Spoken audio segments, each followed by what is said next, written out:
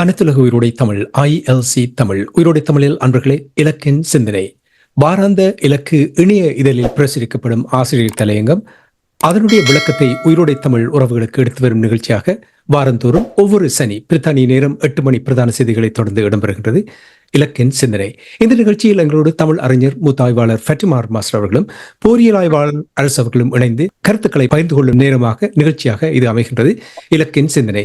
கலையத்தில் எங்களோடு மாஸ்டர்கள் இணைந்திருக்கின்றார். வணக்கம் மாஸ்டர். வணக்கம் தனஞ்சானி. வணக்கம் அரசு. வணக்கம் அரசு அவர்களே. வணக்கம் தனஞ்சானி. வணக்கம் மாஸ்டர். இன்றைய ஆசிரியர் தலையங்கம் ஈழத்தமிழர் இறமை புல்லல்ல, சிங்களவர் இறமை நெல்லல்ல.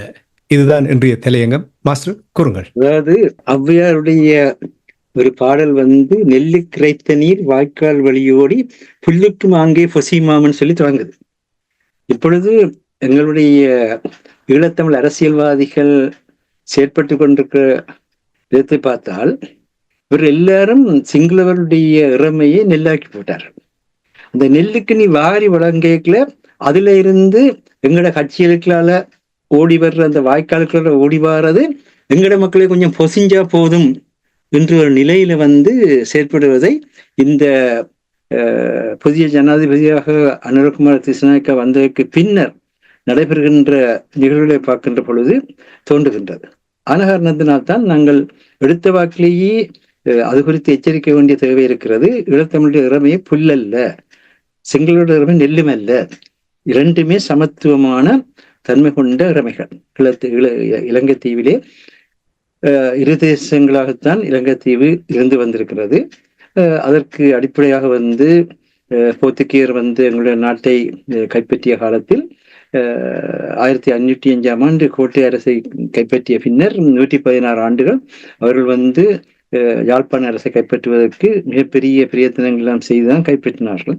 அவர்கள் 1721ஆம் ஆண்டு யாழ்ப்பாணத்தை கைப்பற்றியதன் பின்னர் போர்த்துகீசர் அங்கு மிக குறுகிய காலத்திலேயே கிட்டத்தட்ட 1658 அளவிலேயே போர்த்துகீசரை அவர்கள் கைப்பற்றிய பொழுது எங்கள் இறமை அவர்களிடத்தில் சென்றது. அதன் பின்னர் பிரித்தானிய கிழக்கிந்திய கொம்பனி 1796ஆம் ஆண்டு தமிழ்நாட்டினுடைய சென்னையில் இருந்து ஈழத்தையும் தமிழகத்தையும் ஒன்றாக சேர்த்து ஆட்சி தொடங்கிய பொழுது பிரித்தானிய இடத்துல சென்றது. மேலும் பிரித்தானியர் 1802ஆம் ஆண்டு இலங்கையை தனியான ஒரு முடிக்குரிய அரசாக மாற்றியதற்கு பின்னர் கிட்டத்தட்ட 30 ஆண்டுகள் இலங்கையினுடைய தமிழ் சிற்றரசாக இருந்த வன்னியை கைப்பற்றுவதற்கு பகிரத பிரயத்தனம் செய்து 1832ஆம் ஆண்டில் கண்டி அரசியல் புரிவற்று 17 வருடத்துக்கு பிறகுதான் வன்னியை கைப்பற்றினார்கள். வன்னியை கைப்பற்றியதன் பின்னர் தான் 1833ஆம் ஆண்டு கோல்ட்பர்க் கெமரோன் சீர்திருத்தத்தின் மூலம் இலங்கை முழுவதையும் ஒரு நாடாக, அதுவரை வரலாற்றிலே அப்படி இருந்ததில்லை, இலங்கை தீவு இரு அரசுகளின், தமிழ் அரசுகளின் சிங்கள அரசுகளின் ஒரு தொகுதியாக இருந்திருக்கே தவிர ஆக சப்குமார் குமாரையா யாழ்ப்பாணத்தை கைப்பற்றி ஆட்சி செய்த 17 ஆண்டுகள் மட்டும் அது பராக்கிரமபாகுட ஆட்சிக்குள்ள செல்லுதுன்னு சொன்னாலும் கூட அந்த சப்குமார் குமாரையா கூட செண்பக பெருமாள் என்கின்ற பெயர்ல இருந்த தமிழன் என்பது வரலாற்று உண்மை. ஆகவே இந்த எங்களுடைய பகுதிகள் தனியாக இருந்தன, அவருடைய பகுதிகள் தனியாக இருந்தன. கடைசியா வன்னியை 1832ஆம் ஆண்டு கைப்பற்றியதற்கு பின்னர் 1833ஆம் ஆண்டு இவர்கள் ஒரு பிறப்பாக அந்த நிலப்பிறப்புகளை எல்லாம் இணைத்து ஒரு நாடாக மாற்றினார்கள். விதமாக இவர்கள் மாற்றுகின்ற பொழுதுதான் பிரச்சனையை தொடங்குகின்றது. ஏனென்றால் அதுக்கு அடுத்த கட்டத்தில் 1910ஆம் ஆண்டு ஆங்கிலம் படித்த சொத்துரிமை உள்ள ஆண்களுக்கான வாக்குரிமை மூலம் இலங்கைக்கான பிரதிநிதியை தெரிவு செய்கின்ற என்ற ஒரு முறையை கொண்டு வந்தார். இதை கொண்டு வருகின்ற பொழுது 1833ஆம் ஆண்டு கெமரோன் சீர்திருத்தத்துல இலங்கை தமிழர்களுக்கான ஒரு உறுப்பினரையும் சிங்களர்களுக்கான ஒரு உறுப்பினரை நியமித்து 2 பேருமே தேச மக்கள் என்று வைத்திருந்த நிலை மாறியது. அப்ப அது மாறிய உடனே இந்த 2010ஆம் ஆண்டு கொழும்பை மையமாக வைத்து மக்கள்ல பெருந்தொகையான மக்கள் பங்கு பெற்றாத ஒரு ஜனநாயக முறைமைக்குள், இந்த படித்தோர் குலாத்து ஜனநாயகம் என்ற முறைமைக்குள் இலங்கை தீவினுடைய ஜனநாயக தேர்தல் முறை கொண்டு செல்லப்பட்டது. அப்படி கொண்டு செல்லப்பட்டதற்கு பின்னர் மெனிங் சீர்திருத்தத்தின் மூலம் 1920ஆம் ஆண்டு வகுப்புவார பிரதிநிதித்துவத்தை இல்லாத ஒழித்து அந்தந்த பகுதியில் இருக்கிற ஒவ்வொருவரையும் நீங்கள் கருவூர சிங்களர்கள் நீங்கள் பிரதிநிதித்துவங்களுங்கள், நீங்கள் கண்டி சிங்களர்கள் நீங்கள் பிரதிநிதித்துவங்களுங்கள், நீங்கள் இலங்கை தமிழர் பிரதிநிதித்துவங்களுங்கள், முஸ்லிம்கள் பிரதிநிதித்துவங்களுங்கள், மலையக மக்கள் பிரதிநிதித்துவங்களுங்கள் என்று இனத்துக்கு எதிராக, மொழிக்கு எதிராக, மதத்துக்கு எதிராக இந்த பிரித்தாளும் தந்திரத்தை தொடங்கினார்கள். அந்த பிரித்தாளும் தொடங்கி இந்த தமிழர்கள் இலங்கையில இருந்த இன நல்லுறவுகளை எல்லாம் பகைமைகளாக மாற்றிய ஒரு சூழலில் 1931ஆம் ஆண்டு டொனமூர் அரசியலமைப்பின் மூலமாக மிகப்பெரிய ஒரு மாற்றத்தை கொண்டு வந்தார்கள். 18 வயது அடைந்த எல்லோருக்கும் வாக்குரிமை என்று சொல்கின்ற பொழுது பெரும்பான்மையான மக்கள் தொகையை கொண்ட சிங்கள அரசுகள், ஒரு குறிக்கப்பட்ட அளவு எல்லைப்பட்ட மக்கள் தொகையை கொண்ட தமிழ் அரசுகள், இந்த ரெண்டுமே உண்டாகின்ற பொழுது அவர்கள் பெரும்பான்மையினர், நாங்கள் சிறுபான்மையினர் என்ற வடிவத்துக்கு வருகிறோம். இந்த பெரும்பான்மை சிறுபான்மையினர் வடிவத்தை கொண்டு வந்த காரணத்தினால்தான் 1931ஆம் ஆண்டுக்கு பின்னர் அந்த நாட்டிலே சிங்கள மந்திரி சபை உருவாக்குறது. அது மட்டும் தனிச்சிங்கள மந்திரி சபை வரவில்லை. அப்படி வந்த பொழுதுதான் 1939ஆம் ஆண்டளவில் கல்லோயா திட்டத்தை தொடங்கி அங்க குடியேற்றத்தை தொடங்குகிறார்கள். அதன் பின்னர் இன்று மட்டும் குடியேற்றம் நடந்து கொண்டிருக்கிறது. ஆக இந்த பெரும்பான்மையினர் சிறுபான்மையினர் என்ற இந்த முறையை இவர்கள் விதமாக கொண்டு வந்த பொழுதுதான் வடக்கு கிழக்கு தமிழருடைய பகுதி, மீதியெல்லாம் சிங்களருடைய பகுதி என்கின்ற இப்ப இருக்கிற நிலைகள் எல்லாம் தோற்றம் பெறுகின்றன. இப்படியான ஒரு சூழலில் சாதாரண மக்கள் என்ன நினைக்கின்றார்கள் என்றால், சிங்களர்கள் பெரும்பான்மையினர் தானே, அவர்களுக்கு மத்தியில் நாங்கள் சிறுபான்மையினர் தானே இருக்கிறோம், அது நாங்கள் அவர்களிடத்திலே அவர்கள் தருவதை பெற்றுக்கொண்டு வாழ்ந்தால் எங்களுக்கான வாழ்க்கை இருக்கும், ஆனால் எங்களுக்கான அந்த இறமையை, எங்களுக்கான தன்னாட்சியை எங்களால் நிலைப்படுத்திக் கொள்ள முடியுமா என்கின்ற ஒரு சந்தேகத்துக்குள் செல்கின்றார். இதுதான் இப்ப இருக்கின்ற நிலை.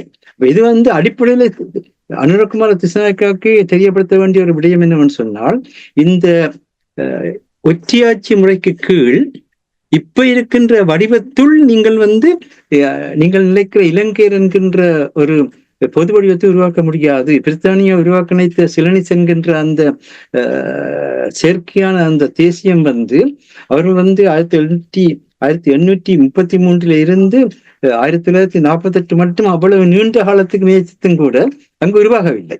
தமிழர்கள் தமிழர்களாகத்தான் இருந்தார்கள், சிங்களர்கள் சிங்களர்களாகத்தான் இருந்தார்கள், முஸ்லிம்கள் முஸ்லிம்களாகத்தான் இருந்தார்கள், மலையக மக்களாகத்தான் இருந்தார்கள். ஆகவே இந்த எல்லாரையும் ஒன்றாக்கி இலங்கையர் என்ற ஒரு தன்மைக்குள் வைத்துக்கொண்டு பிரச்சனையை தீர்க்கலாம் என்பது ஒரு பொழுதும் நடைமுறை சாத்தியமற்ற ஒன்றாக வருகின்றது. இப்படியான நேரத்தில் நீங்கள் தமிழர்களுடைய இறமையையும் சிங்களர்களுடைய இறமையையும் நீங்கள் ஏற்றுக்கொண்டால்தான், அது மனத்தளவில் ஏற்றுக்கொள்ள வேண்டிய விடயம், அதை ஏற்றுக்கொண்டால்தான் அண்டன் பாலசிங்கம் அவர்கள் அடிக்கடி கூறுகின்ற விடயம், அதாவது எங்களுக்கென்று வரலாற்று தாயம் இருந்தது, அந்த வரலாற்று தாயம் இருந்ததை உங்களுக்கும், நீங்கள் இங்கு வாழ்கின்றீர்கள், உங்களுக்கு இருக்கிற தாயத்தை நாங்கள் ஏற்றுக்கொள்கின்றோம், இந்த ரெண்டையும் நாங்கள் ஏற்றுக்கொள்கின்ற அந்த அடிப்படையில் நாங்கள் எங்களோடு வர்த்தக ரீதியாக வாழ்ந்து கொண்டிருக்கின்ற முஸ்லிம்கள், எங்களோடு தொழில் ரீதியாக வாழ்ந்து கொண்டிருக்கிற மலையக மக்கள், அவர்களும் இன்று அந்த மண்ணினுடைய குடிமக்களாக இருக்கின்றார். இவர்கள் எல்லோருக்குமான பாதுகாப்பான அமைதியான வளர்ச்சியை கொடுக்கக்கூடிய முறைமை என்ன என்பதை நாங்கள் பேசித்தான் கண்டறிய வேண்டுமே தவிர, உலகத்திலே இருக்கின்ற மற்ற நாடுகளில் உருவாக்கப்பட்ட வடிவங்கள் எல்லாம் கொண்டு பொருத்தியும் ஒன்றும் செய்ய முடியாது. ஒற்றியாட்சியா, சமஷ்டி ஆட்சியா, ஒன்றியாட்சியா அல்லது தனியாட்சியா என்பதெல்லாம் மக்களால் முடிவு செய்யப்பட வேண்டிய ஒன்று. இதை கடந்து வேறு ஏதாவது ஒரு வழிக்கால் செல்ல முடியுமா என்ற அந்த கேள்வி இருக்கின்ற பொழுதுதான் இப்பொழுது யாழ்ப்பாணத்தில் இந்த பிரச்சனை எழுந்திருக்கின்றது. என்னென்றால், இப்பொழுது அனுரகுமார திசாநாயக்காவுக்கு மேல் அவர்களில் பலர் ஓரளவு நம்பிக்கை கொண்டவர்களாக காணப்படுகின்ற காரணத்தினால் இந்த எதிர்வரும் பாராளுமன்ற தேர்தலில் அனுரகுமார திசாநாயக்காவுக்கு 3-2 பெரும்பான்மை வரக்கூடிய முறையிலே எல்லோரும் சேர்ந்து வாக்களித்தால் அவர் இந்த பிரச்சனையை தீர்ப்பார் என்கின்ற ஒரு விதமான ஒரு விரக்தியில் தோன்றுகின்ற நம்பிக்கை அங்கே காணப்படுவதை பார்க்கின்றோம். ஆனால் இந்த விரக்தியில் தோன்றுகின்ற நம்பிக்கைக்கு இருக்கிற சிக்கலான விடயம் என்னவென்றால், அனுரகுமார திசாநாயக்காவுடைய அரசியல் வரலாற்றை எடுத்து நோக்கினால் அவர் 1987 முற்றுமுழுதாக 13வது திருத்தத்தை மட்டுமில்லை, இலங்கை இந்திய ஒப்பந்தத்தை எதிர்த்து போராடியவர்கள். தமிழர்களுக்கு எந்த உரிமையும் கொடுக்கப்படக்கூடாத நிலையிலே இருந்தார்கள். அதே மாதிரியாதான் பின்னர் இந்த சந்திரிகா பண்டாரநாயக்குடைய காலத்திலே இந்த வடக்கு கிழக்குக்கான நிர்வாகத்தை விடுதலை புலிகளுடன் ஒப்படைத்து அந்த நிர்வாகத்தினூடாக மக்களுக்கான வாழ்க்கையை வளமைக்கு கொண்டு வந்ததன் பின்னர் அரசியல் பேச்சுவார்த்தை தொடங்கப்படலாம் என்ற அந்த ஒரு விதமான ஒரு சுமூகமான நிலை தோற்றம் பிறகுல கூட இவர்கள் எதிர்த்தார்கள். இவர்கள் எப்பொழுதுமே இவருடைய மனதிலே அந்த இலங்கை முழுவதும் தங்களுக்கு இறமை உள்ள நாடு, அதில் இருக்கின்ற ஒரு சமூகம் என்கின்ற அடிப்படையில் இவர்கள் செயற்பட்டார்களா இருந்தோம். அது சிக்கலான விஷயமா இருக்கும். ஆனால் இந்த மனநிலை மாற்றம் இன்னும் உறுதிப்படுத்தப்படவில்லை என்று சொல்கின்ற பொழுது பிறர் சொல்கின்றார்கள், அவருக்கு இப்பொழுது சிங்கள பௌத்த மக்களுக்கு போய் இந்த பாராளுமன்ற தேர்தல் வெற்றி பெற வேண்டி இருக்கின்ற காரணத்தினால் அவர் விதமாக இப்பொழுது ஒரு மெதுமையான முறைமையில் கையாளுகின்றார். வெற்றி பெற்றதன் பின்னர் அவர் ஒரு முறைமையான ஒரு தீர்வுக்குள் வருவார் என்ற எண்ணங்களை கூட வெளியிடுறார். ஆனால் வரலாற்றில் ரோஹண விஜய் வீரர் முழுக்க ரஷ்யாவிலே பேட்ரிக் பல்கலைக்கழகத்தில் ஈரோஸோடு முக்கிய உறுப்பினராக இருந்த ஹரிப்பிரகாசம் அவர்களுடன் படித்த அந்த பின்னணியில் கூட கிட்டத்தட்ட 46 வயதில் அவர் இப்பொழுது இருக்கின்ற சஜித் பிரேமதாசனுடைய தகப்பன் பிரேமதாச அவர்கள் ஜனாதிபதியாக இருந்த நேரத்தில் அவரால் பிபிசியில் ஒரு ஆய்வு கட்டுரையில் அவரால் உயிரோடு எரியூட்டி கொல்லப்பட்டாரா என்ற சந்தேகம் கூட எழுப்பப்பட்டது. அமிதமாக அந்த கொல்லப்பட்ட ஒரு மிகப்பெரிய ஒரு போராட்ட வரலாற்றை கொண்ட ரோஹண விஜய வீரா கூட யாழ்ப்பாணத்தில் 1971ஆம் ஆண்டு ஏப்ரல் மாதம் 5ஆம் தேதி 180 சிங்கள இளைஞர்களை யாழ்ப்பாணத்து தமிழிளைஞர்கள் வரவழைத்து அந்த பின்னணியிலே கோட்டையில இருந்த சிறை வைக்கப்பட்டிருந்த அவரை விடுவிப்பதற்கான முயற்சிகள் நடந்த ஒரு வரலாற்றிலும் கூட ஒரு நாள் என்றாலும் சரி ரோஹண விஜயா கூட இலங்கை தமிழர்களுடைய இறமை ஏற்றுக்கொண்டதும் இல்லை, இலங்கை தமிழர்களுக்கான தன்னாட்சிக்கான வடிவங்களை பற்றி பேசியதும் இல்லை. ஆகவே இந்த ஜேவிபியினுடைய வரலாற்றிலேயும் ஜேவிபியினுடைய தொடர்ச்சியாக வருகின்ற இந்த தேசிய மக்கள் சக்தியும் சிங்கள பௌத்த பேரினவாதத்தை இலங்கையினுடைய இறமையுள்ள மக்கள், இலங்கை சிங்கள நாடு, இலங்கையினுடைய சிங்கள இனம் அங்கு முக்கியமானது, பௌத்தத்துக்குரிய முன்னுரிமை கொடுக்கப்பட வேண்டும் என்கின்ற அந்த அடிப்படையுடன் தான் தொடர்ந்தும் சிந்தித்துக் கொண்டிருக்கின்றார்கள் என்கின்ற நிலைதான் இன்று வரை இருக்கின்றது. இந்த நிலை இருக்கின்ற பொழுது ஈழத்தமிழர்கள் மிக மிக கவனத்துடன் இன்றைய காலகட்டத்தை கடந்து செல்ல வேண்டும் என்பதுதான் இந்த ஆசிரியர் எங்களுடைய முக்கிய கருத்தாக இருக்கின்றது. மாஸ்டர், நான் அரசு அவர்களிடம் செல்வதற்கு முன்னதாக ஒரு விடயத்தை உங்களிடம் இந்த தெளிவு பெற விரும்புகின்றேன். நீங்கள் இப்பொழுது கூறினீர்கள் இறமையை ஏற்றுக்கொள்ள வேண்டும் என்ற விதத்தில் நீங்கள் கூறினீர்கள். என்ன விதமான விடயங்களை வெளிப்படுத்தி செயல்படுத்துவதை இறமையை உறுதிப்படுத்தும் என்று நீங்கள் கூற முடியுமா? அதாவது இலங்கையில், அதாவது அரசியல் மொழியில் பேசாவிட்டாலும் கூட இலங்கையில் சிங்களவர்களும் தமிழர்களும் முஸ்லிம் மலையக மக்களும் சமத்துவமுள்ள குடிகள் என்கின்ற அந்த ஒரு உத்தரவாதத்தை அவர் வெளிப்படுத்தி அந்த அடிப்படையில் சிங்களத்துக்கும் பௌத்தத்துக்கும் கொடுக்கப்பட்டிருக்கின்ற அரசியலமைப்பில் கொடுக்கப்பட்டிருக்கின்ற அந்த தனித்துவமான அந்த முக்கியத்துவத்தை நாங்கள் காலத்துக்கு ஏற்ற முறையிலே மாற்றுவோம் என்று சொன்னார் என்றாலே எல்லோருடைய இறமையும் அவர் ஏற்றுக்கொள்கிறார் என்ற நிலை வரும். ஒரு சாதாரண விஷயம். அதாவது ஒரு நாட்டினுடைய அரசு தலைவர் என்ற முறையில் இந்த அரசு தலைவர், நிறைவேற்று அதிகாரமுள்ள அரசு தலைவர் உருவாக்கப்பட்டதே அது ஜெயலலிதா பில்சன் தான் உருவாக்கிறார் என்று எல்லாருக்கும் தெரியுமா? ஜெயவர்தனுடன் சேர்ந்து அவர் உருவாக்குகின்ற பொழுது அது உருவாக்கினதுக்கான காரணமே ஸ்ரீலங்கா பாராளுமன்றத்திலே மிக பெரும்பான்மையான ஆசனங்கள் சிங்களவர்களுக்கு இருக்கின்ற காரணத்தினால் சட்டவாக்கத்தை அவர்களுக்குரியதாக இருக்கும் மொழிய மற்ற மக்களுக்கு உரியதாக இருக்காது. ஆகவே இந்த நிறைவேற்று அதிகாரம் உள்ள ஜனாதிபதி என்பவர் அதனை ஒழுங்குபடுத்தி எல்லா மக்களுக்கும் உரிய ஒரு ஆட்சி முறைமையை கொண்டு உருவாக்கினார். அப்படி நடக்கவில்லை, ஆனால் உருவாக்கினதுக்கான காரணம் அது. அப்பொழுதிருந்தே இந்த பிரச்சனை இருக்கின்றது, நாளைக்கும் இருக்கும். என்னன்னு சொன்னால், நீங்கள் இலங்கையில் எல்லா மக்களும் நாங்கள் இப்பொழுது பிரித்தானியாவில் இருக்கின்றோம். நாங்கள் உண்மையில் நாங்கள் இங்கு இனத்துவ சிறுபான்மையாக தான் இருக்கின்றோம். ஆனால் சட்டத்தின் முன்னால் நாங்கள் எல்லோரும் சமம். சட்டத்துக்கு முன்னால் பிரித்தானிய புலிகள் எல்லோரும் சமம். எவரும் நாங்கள் சமம் என்ற அடிப்படையிலே எங்களுக்கு அநீதி இழைக்கப்பட்டால் சட்ட அமுலாக்கத்தின் மூலமும் நீதித்துறை மூலமும் அதற்கான பாதுகாப்பையும் நீதியையும் பெறக்கூடியதாக இருக்கிறார். நீங்கள் அதை சொல்வதற்கு என்ன தயக்கம் உங்களுக்கு? அதைத்தான் இப்ப அனுர குமார திசாநாயக்கா இந்த அரசு தலைவருக்கான தேர்தல் பிரச்சாரங்களின் மூலம் தெளிவாக வெளிப்படுத்தியிருந்தார். என்னவென்றால், இன மத மொழி பேதமின்றி அந்த நாட்டில் எல்லோரும் இலங்கையர்களாக வாழ்வதற்கான ஒரு சூழலை உருவாக்கி தருவேன் என்று கூறுவதை, அதை ஏற்பதில் தவறு இருக்கிறதா?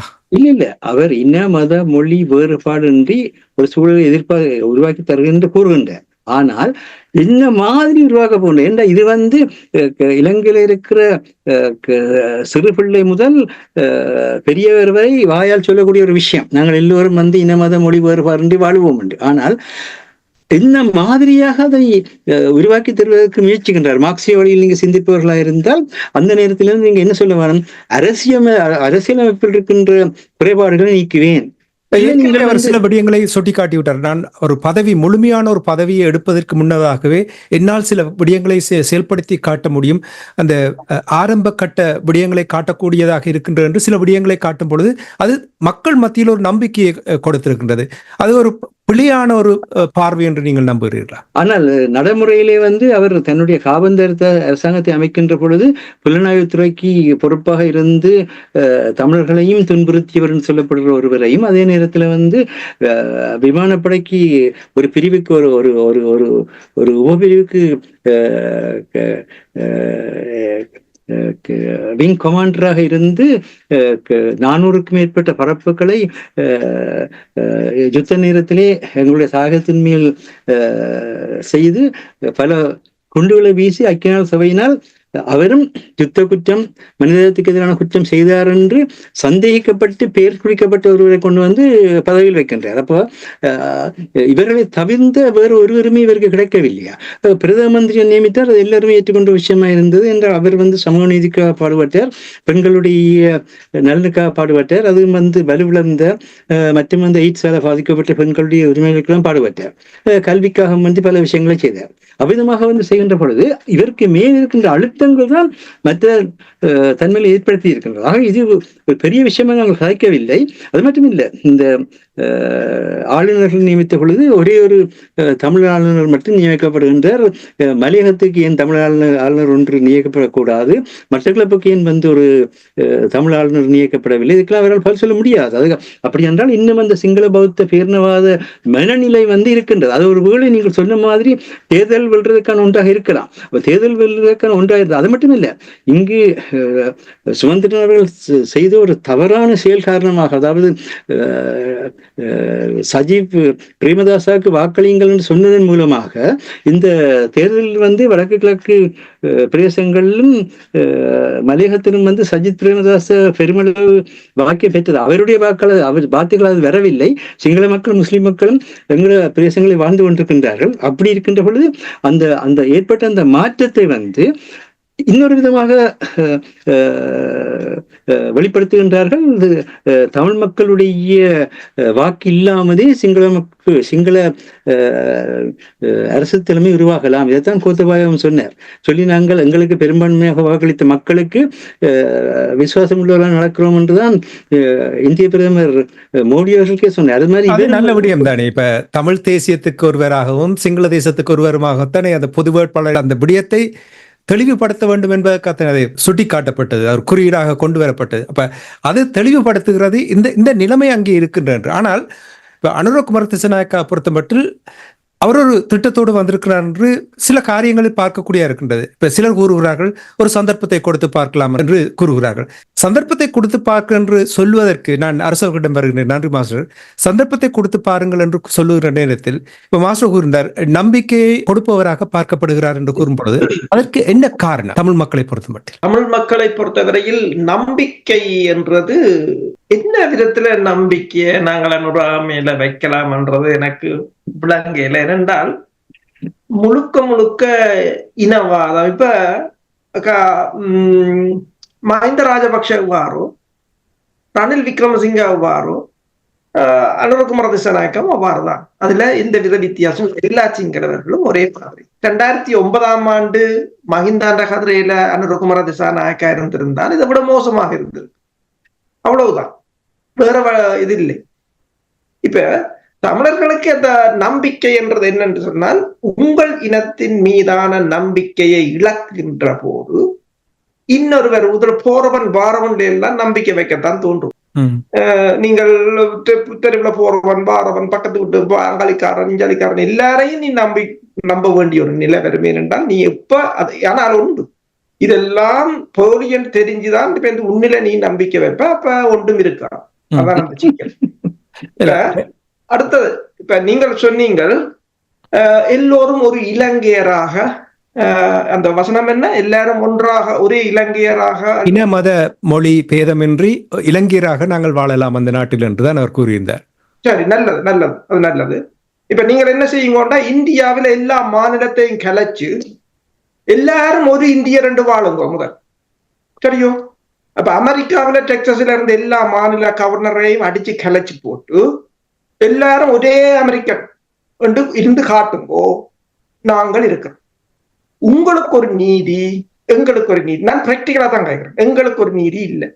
நீ தமிழ்நாட்டில் இருப்பியா முதல்வரை வச்சுக்கொண்டு, ஆந்திராவில் இருப்பியா, அங்க காஷ்மீருக்கு காணி அதிகாரத்தோட இருப்பியா, நான் மட்டும் சிங்களவனோட அடிபட்டு வாழணும். அதுல இதைத்தான் சிதம்பரம் கூறினவர். என்ன அந்த பூர்ணத்தை கடைசி கட்டத்துல 2009ஆம் ஆண்டு அந்த மக்களை காப்பாற்றும் கொண்டு போய் கேட்க சொன்னவர், நீங்களும் சிங்களவர்களுடன் இணைந்து வாழ பழகுங்கள்.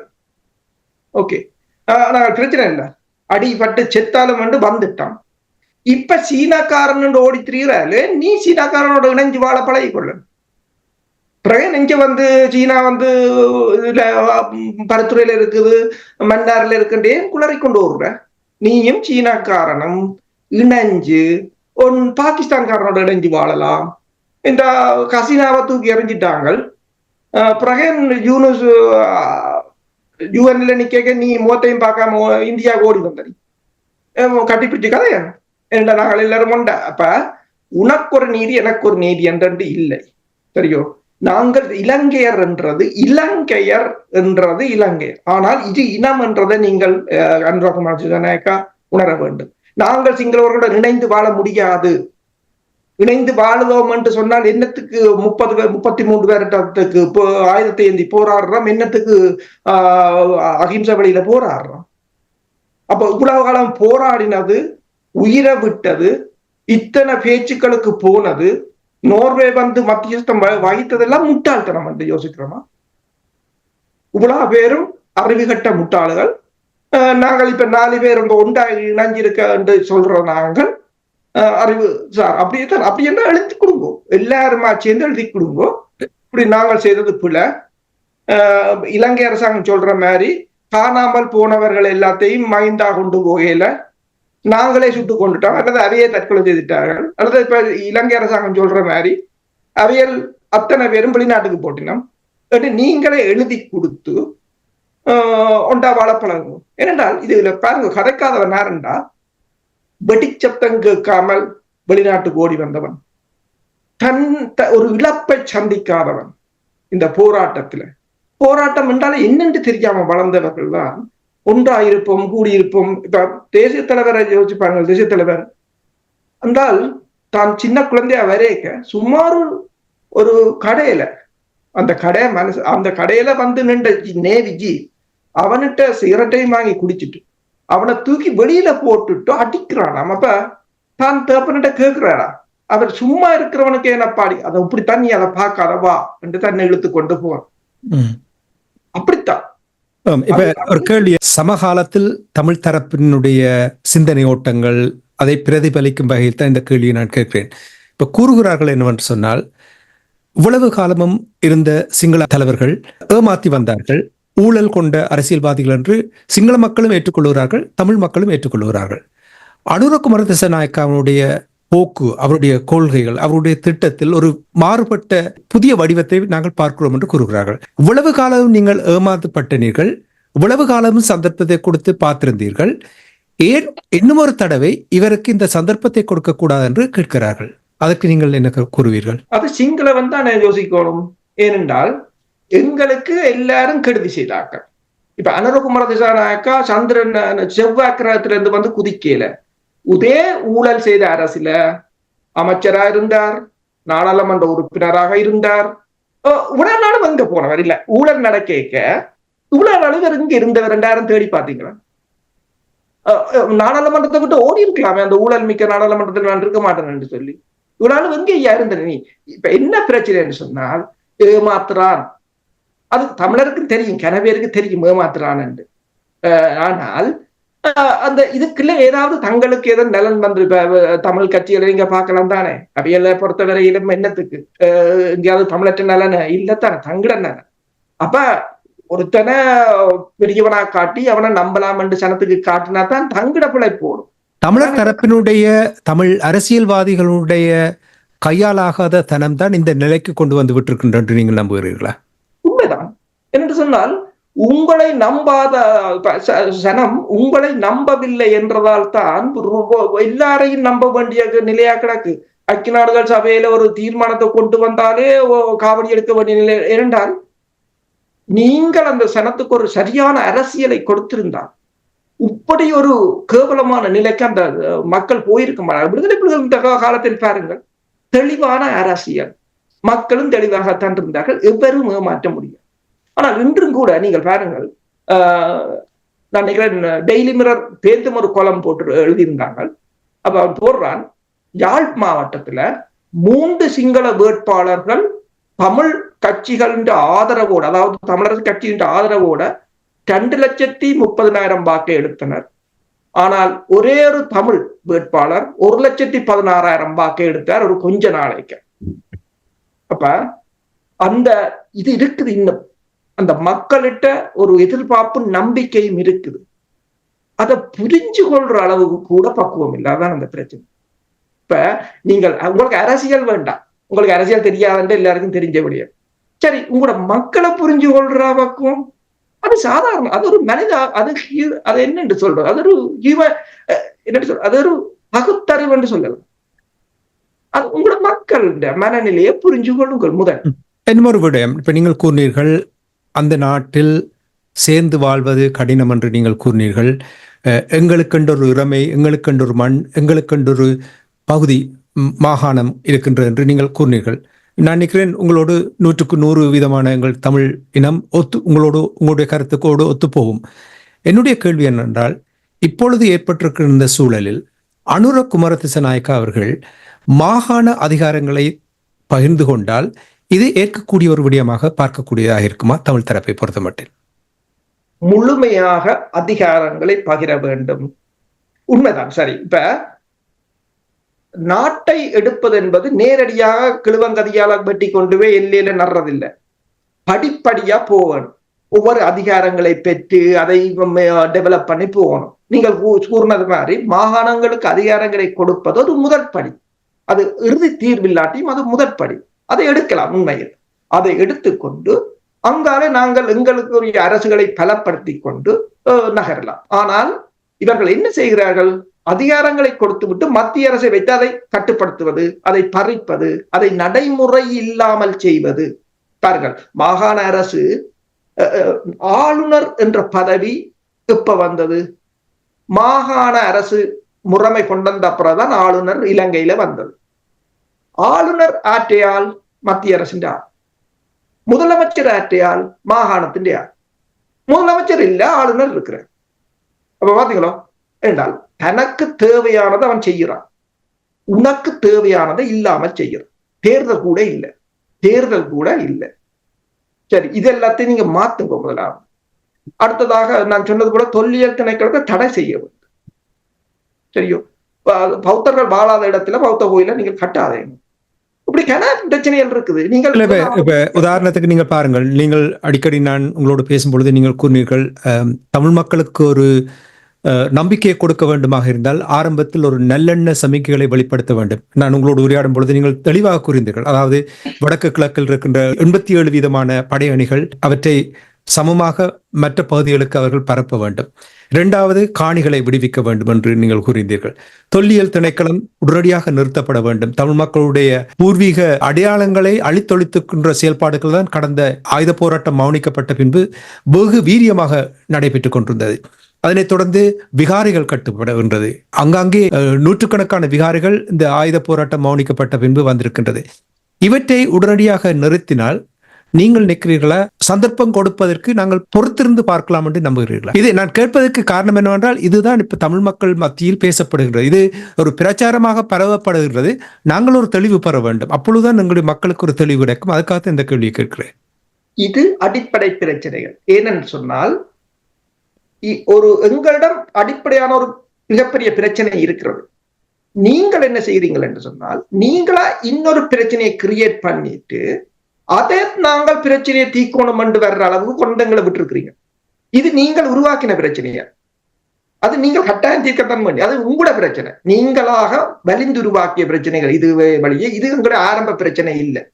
எங்கட மிக ஒரு பெரிய எங்களோட இலட்சியத்தை மடை மாற்றுவதற்காக கொண்டு வரப்பட்டவைதான் இவை எனக்கு நீங்கள் திட்டமிட்டு, அதாவது இதைத்தான் சொல்றது கட்டமைக்கப்பட்ட இன அழிப்புன்னு சொல்லி, அது நீங்கள் நிறுத்த வேண்டும். அது அதுக்கு அப்பால் இது அடிப்படை பிரச்சனை. அதை நிறுத்துவது என்ன? எல்லா மக்களும் ஒரே உரிமையுடன் வாழ்வது. இது அந்த அனைத்துலக சட்ட விதிகளை மதிப்பதே தவிர எங்கள் பிரச்சனை தீர்ப்பதில்லை. நீங்கள் காணியை கொடுப்பது, படையினரை அகற்றுவது, பேச்சு சுதந்திரத்தை கொடுப்பது, அரசியல் கைதிகளை விடுவது அனைத்துலகத்தால் கொண்டு வரப்பட்ட சட்டத்தை நீங்கள் கடைபிடிக்கிறீர்கள், அவ்வளவுதான். எங்களுக்கு இங்க நீங்கள் ஒன்றும் முதலில் நன்மையை செய்து விட்டு போகவில்லை. நீங்கள் ஒரு ஜனநாயக நாடாக இருக்கிறீர்கள். சரி, அடுத்ததாகத்தான் எங்கள் பிரச்சனை இருக்கிறது. அப்ப இது எல்லாம் எங்களுக்கு இது நீங்கள் செய்யுங்கள். அது ஒரு நல்லெண்ண முயற்சியாக அதை பார்க்கலாமே தவிர இது மட்டும் பிரச்சனை இல்லை. இப்ப நீங்கள் சொன்னது மாதிரி அதிகாரத்தை கொடுக்கணும், உரிமையை ஏற்றுக்கொள்ளுங்கள். இப்ப நெடுக நீங்கள் திருப்ப அனுரகுமார திசாநாயக்கா எல்லோரும் இலங்கையர் என்று சொல்லுறார் என்றால் அதுவே முதலாவது குற்றம். அதோட சாப்டர் க்ளோஸ். எல்லோரும் ஒரு இலங்கையர் என்றால் நாங்கள் பேச தேவையில்லை. இதற்கு பிறகு நாங்கள் அவரை நம்ப தேவையில்லை என்பதுதான் அர்த்தம். எல்லோரும் ஒரு இலங்கையர் என்று சொன்னால் எங்களையே அழிச்சீர்கள், எங்களையே நாங்களே போராடினோம் உங்களுக்கு எதிராக. நன்றி அரசுகளை தொடர்ந்து உரையாடலாம். மாஸ்டர், உங்களிடம் வருகின்றேன். இலங்கை தீவில் இருக்கின்ற நிலைமைகள், தமிழர் தரப்பு பேசுகின்ற விடயங்கள், சிங்கள தரப்பினர் பேசுகின்ற விடயங்களை பார்க்கும் பொழுது உங்களுக்கு தெரியும், இனவாதத்தை கக்கும் விமல் வீரவன்ச அவர்கள் கூறியிருக்கின்றார் ஒற்றை ஆட்சியை பாதுகாக்க வேண்டும் என்று. அப்படி என்று சொன்னால் இப்ப நாங்கள் பேசிய விடயங்கள், அதாவது அதிகாரங்களை பரவலாக எல்லா மாகாணங்களுக்கும் சரியாக பரப்புவது, தமிழ் மக்களுடைய உரிமைகள் சமமாக கொடுப்பதற்கு சிங்கள தேசத்தில் அந்த நிலைமையை ஏற்படுத்துவதற்கு இவர்கள் தயாரா? இது ஒரு நல்ல கேள்வியை கேட்கிறீர்கள். என்னன்னு சொன்னால், விமல் வீரவன்சவும் ஜேவிபியினுடைய பின்னணியில் வர்றான். அப்ப ஜேவிபி எப்படியான ஒரு அரசியல் சித்தாந்தத்தை மக்களிடையே ஆழப்படுத்தி இருக்கிறதற்கு விமல் வீரவன்ச வெளிப்படையான ஒருத்தர். இதிலே கூறுவார்கள், இந்த ரேசிசத்தை பற்றி கதைப்பவர்கள், இனவரியை பற்றி கதைப்பவர்கள், இந்த ஸ்டீரியோடைப் ரேசிசம் ஒன்று இருக்கிறது. அதாவது மனதுக்குள் இனவாதத்தை வைத்துக்கொண்டு புன்னகைத்துக் கொண்டே இன்னொரு மனிதனை அவனுடைய இனம் சார்ந்து வாழப்படாது பண்ணுவது. அது இதை விட ஆபத்தானது. நேரடியாக கதைக்கின்ற பொழுது இவர் என்னுடைய எதிரி என்றது இனங்காண முடியும், தள்ளி நின்று வாழ்வதற்கான சந்தர்ப்பம் இருக்கின்றது. ஆனால் இப்பொழுது அனுரகுமார் திசாநாயக்க அவர்கள் தெளிவாக சொல்லி இருக்கின்றார், நான் மாகாண சபையில் போலீஸ் அதிகாரத்தை எந்த காரணம் கொண்டும் தரமாட்டேன். போலீஸ் அதிகாரத்தை எந்த காரணம் கொண்டும் தரமாட்டேன் என்று அதற்கு கருத்து என்று சொன்னால், நாங்கள் தான் கட்டுப்பாட்டாளர்களாக இருப்போம், நீங்கள் கட்டுப்பட்டு வாழுங்கள். அதோடய முடிஞ்சது. அதோடய அது அந்த ஒரு சொல்லோடய முடிஞ்சது. ஒரு பகுதி ஆளப்போறோம், மற்றவர்கள் ஆளப்படுவீர்கள். அடுத்தது இன்னொன்று சொல்றாரு என்னென்றா, நில உரிமையை பொறுத்த மட்டும் கூட அவர் தெளிவாக சொல்றார். நில உரிமையை பொறுத்த மட்டும் கூட நாங்கள் நில உரிமையை பற்றி யோசிக்கலாம். இந்த வீட்டில நான் இருக்கிறது நீ என்னையா யோசிக்கிறது? நிச்சயத்தை எனக்கு தாரு. இந்த வீட்டுல நான் இருக்கிறது ஏற்றுக்கொள்ளுன்னு சொல்றேன். இந்த கண்ணால தெரியுது. வடக்கு கிழக்குல இலங்கை முழுக்க நாங்க இருந்த வரலாறுலாம் முடியாட்டும். கடைசியாக வடக்கு கிழக்குல தமிழர்கள் தங்களுக்கான வாழ்க்கை அமைத்துக் கொண்டிருக்கிறாலும் தெரியுது. அது என்னத்தையா யோசிக்க போறீங்க? நில உரிமையை தர்றதுக்கு நீ வாழ்ற மண்ணில உனக்கு உரிமை இல்லைண்டா, நீ பிறந்த மண்ணில உனக்கு உரிமை இருந்தா இன்னும் இடதுசாரி தத்துவம் கதைக்கிறீங்க. முதல்ல இடதுசாரி தத்துவத்துல இன மத நிற மொழி பேதங்கள் எல்லாம் கடக்கிறதாக இருந்தால் மனித தத்துவத்தை ஏற்றுக்கொள்ள வேண்டும். மனித தத்துவத்தை ஏற்றுக்கொள்வதா மனித தத்துவத்துக்கு அடிப்படையாக இருக்கின்ற வாழ்விடம், உணவு, ஆடை, இது முதல்ல எல்லாருக்கும் சமத்துவமா பயிரப்பட வேண்டும். அதான் முதலாவதான இடதுசாரி தத்துவத்துடைய அடிப்படை அது. அப்ப நீ மனிதத்துவத்தை ஏற்றுக்கொள்ள மறுக்கிற நீ இடதுசாரியும் இல்லை, அதே நேரத்துல வளர்ச்சிகள் அதற்கான மாற்றத்தை ஏற்படுத்துறதுக்கு நில உரிமையோ இல்லாட்டி போலீஸ் உரிமையோ தரமாட்டேன்னு சொல்கின்றீர்கள். அப்படி என்றால் என்ன? அதாவது அதுக்குதான் நான் இந்த தலையங்கத்திலே ஈழத்தமிழ் இறமை புல்லல்ல, சிங்கள இறமை நெல்லன்னு போட்டது அதுக்காகத்தான். ஏதோ சிங்கள இறமைதான் நெல்லு, நாங்கள் அதுக்கு வாரி வாரி வழங்குவோம். அதிலிருந்து ஏதாவது தேங்கி வழிஞ்சு வந்தால் நீங்கள் அது நக்கி குடியுங்கள் என்ற ஒரு பின்னணியிலே வாழ்கின்றால். குறிப்பாக இலங்கையினுடைய மனித உரிமை ஆணையாளராக இருந்த முன்னாள் ஆணையாளராக இருந்த அம்பிகா சக்குணான் அவர்கள் இந்த ஜனாதிபதி தெரிவுக்கு பின்னர் கூறியிருக்கின்ற விடயங்கள் முக்கியமானது. அவர் சொல்கின்றார், சிவில் சமூகத்தில் சிலர் புதிய ஜனாதிபதியை விமர்சிக்க கூடாது, அது அவரை பலவீனப்படுத்தும், அவருக்கு கால அவகாசம் கொடுக்க வேண்டும் என்கின்றனர். இவர்கள் அவரின் தவறுகளை நியாயப்படுத்தும் அல்லது அலட்சியம் செய்யும் நிலையை உருவாக்கி அவரை மீண்டும் ஒரு ராஜபக்சவாக மாற்றி விடுவார் என்கின்ற அச்சம் ஏற்படுகிறது என்று கூறியிருக்கின்றார். அத்தோட இது முக்கியமாக ஈழத்தமிழ கவனத்தில் எடுக்கப்பட வேண்டும் என்று சுட்டிக்காட்டுகின்றோம். இன்னொரு விஷயம் என்னன்னு சொன்னால், புதிய ஜனாதிபதி தமிழர்கள் நம்பிக்கை விரும்பினால் சிங்கள பௌத்த பேரினவாதம் பேசுவதற்கான அவரின் கூட்டையும் ஆதரவையும் விலக்க வேண்டும். இது நடைபெறுமா? அதான் நாங்களும் கேள்வி எழுப்பியிருக்கின்றோம். பேரினவாத அலைகள் ஓய்ந்து நல்லிணக்க நீராடுவது அனுரா அவர்களுக்கு ஆகக்கூடிய காரியமா? அலைகள் ஓய்ந்து நீராடுவது ஆகக்கூடிய காரியமாண்ட மாதிரி இந்த பேரினவாத அலைகள் ஓய்ந்து நல்லிணக்க உறவில் அவர் நீராடுவது ஆகக்கூடிய காரியமான்ற அது துணிவாக பேசப்பட வேண்டிய விடயம், அதை நேரடியாக சொல்ல வேண்டிய விடயம். நடந்த சம்பவங்களுக்கு நீங்கள் மன்னிப்பு கேட்க வேண்டிய நிலை. இப்போ பிரான்சுக்கும் இங்கிலாந்துக்கும் இடையிலே பல பிரச்சனைகள் நடந்தது. பிறகு அவர்கள் தங்களுக்கு நல்லிணக்கப்பட்டு கொண்டு வந்தார்கள். தென்னாப்பிரிக்காவிலே வெள்ளையர்களுக்கும் ஆப்பிரிக்கர்களுக்கும் இடையிலே பெரிய பிரச்சனை நடந்தது. ஆனால் அதுக்கு பின்னர் இணக்கப்பட்டு கொண்டு வந்தார்கள். எப்பொழுது இணக்கப்பட்டு கொண்டு வர முதலில் உண்மைகளை ஏற்றுக்கொள்ள வேண்டும், வரலாற்றை ஏற்றுக்கொள்ள வேண்டும், அந்த பின்னணியை வாயினால் வெளிப்படுத்த வேண்டும், நடந்தவற்றை மறக்க வேண்டும், அந்த பின்னர் அடைய வேண்டும். அது ஒன்றுக்குமே சாத்தியக்கூறு இல்லை. இது என்ன பிரச்சனைன்னு சொன்னால், இந்த ஈழத்தமிழர் இறைமை நீக்கத்தையும் ஈழத்தமிழர் தேசிய நீக்கத்தையும் செய்வதற்கு நாங்கள் பல பல உத்திகளை கையாளுவோம். இந்த இடத்திலே நிருபா சுப்பிரமணியம் அவர்கள் ஹிந்துவனுடைய ஊடகையாளராக நீண்ட காலம் இலங்கையில இருந்தவர். அவர் ஒரு விஷயத்தை சொன்னார், அழகாக சொன்னார். அதாவது ஈழத்தமிழர்களுக்கு நீங்கள் வேலை வாய்ப்பை கொடுத்தோ கல்வியை கொடுத்தோ அல்லது அவர்களுடைய சாதாரண வாழ்க்கைக்குரிய தேவைகளை கொடுத்தோ அவர்கள் நீங்க திருப்திப்பட மாட்டீர்கள். ஏனென்றால் அவர்கள் தங்களுடைய வரலாற்று அனுபவத்தின் அடிப்படையிலே மூலையில் ஒதுக்கப்பட்டு இன்றைக்கு வடக்கு கிழக்கு பிரதேசத்தை வாழ்ந்து கொண்டிருக்கின்றார்கள். அந்த வடக்கு கிழக்கு பிரதேசத்தை அவர்கள் தங்கள் சொந்தமாக அனுபவிக்கிறதுக்குரிய ஒரு முறையை நீங்கள் தோற்ற பெற செய்தீர்கள் மட்டும்தான் அவர்கள் அதை ஏற்றுக்கொள்ளப்படும் என்ற கருத்தை சொன்னார். இது அங்கு வாழ்ந்தவர்கள் சொல்கின்ற விடயம். ஆனபடினால்தான் இந்த இடத்துல சொல்கின்ற விடயம் என்னவென்றால், அனுரா சிங்கள மக்களுக்கு பல நன்மைகளை இந்த அவர் ஆட்சிக்கு வந்தவர்கள் செய்திருக்கின்றார். அது இல்லை என்று யாருமே சொல்லவில்லை. இன்னொரு வகையில பார்க்க போனால், முதலாளித்துவத்துக்கு எதிரான அதனுடைய இந்த வியாபகத்தன்மையை குறைக்கக்கூடிய பல விடயங்களை செய்கின்றார். அது சிங்கள மக்களுக்கு அவர் செய்கின்ற விடயங்களுக்கு சிங்கள மக்கள் நன்றியுள்ளவர்கள் இருப்பார்கள். அது எங்களுக்கும் நாங்கள் பொதுப்படையாக மனிதர்கள் என்ற அடிப்படையில் பார்க்கின்ற பொழுது இந்த மாதிரியாக அடிமட்டத்தில் இருக்கின்ற மக்களுடைய எழுச்சிக்கு செய்யப்படுகின்ற விஷயங்களை போற்றுகிறோம். ஆனால் அருஷ் சொன்ன மாதிரி இவைகள் எல்லாம் எங்களுடைய பிரச்சனைக்கான தீர்வு அல்ல. எங்களுடைய பிரச்சனைக்கான தீர்வு என்னன்னு சொன்னால், பிரித்தானிய அரசாங்கம் செய்த காலனித்துவ அரசாங்கம் செய்த சிக்கல் காரணமாக நாங்கள் பெரும்பான்மை சிறுபான்மை என்ற வடிவத்தில் இருக்கின்றோம் என்பதை நீங்கள் புரிந்து கொள்ள வேண்டும்.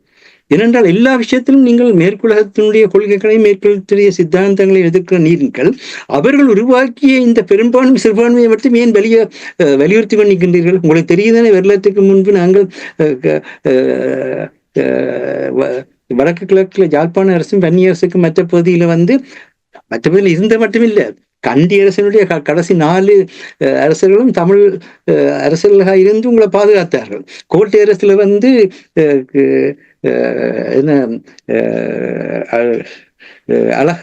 அழகப்பர் என்றவர் அங்க இருந்து கோட்டை அரசு அந்த நேரத்தில் சீனாட்டிலிருந்து பாதுகாத்தார் என்றதெல்லாம் வரலாறு. ஆகவே உங்களை பாதுகாக்கிறதுக்கு நாங்கள் வருவோம். எப்பொழுது எங்களுடைய தன்மையை நீங்க ஏற்றுக்கொள்ளுங்கள். நாங்கள் இதை யார் வலியுறுத்துவது? யார் இதை இங்கதான் அந்த கேள்வி இருக்கின்றது. எங்களுடைய அரசியல் தலைமைகள் நீங்கள் எங்களுக்கு பிச்சை போட வேண்டும் என்று கையேந்து மட்டும் அவர்களுக்கு தாங்கள் என்ன செய்யணும் என்று தெரியாது.